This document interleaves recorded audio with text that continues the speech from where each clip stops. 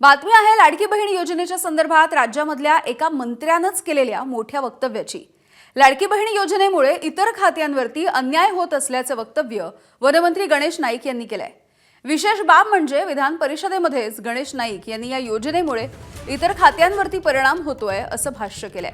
आदिवासी पाड्यांमध्ये रस्ते होणार नसतील तर धनगर वाडे जोडण्यासाठी रस्ते करणार का असा प्रश्न काँग्रेसचे नेते सतेज पाटील यांनी उपस्थित केला होता आणि यावरती उत्तर देत असताना गणेश नाईक यांनी लाडकी बहीण योजनेचा उल्लेख केला।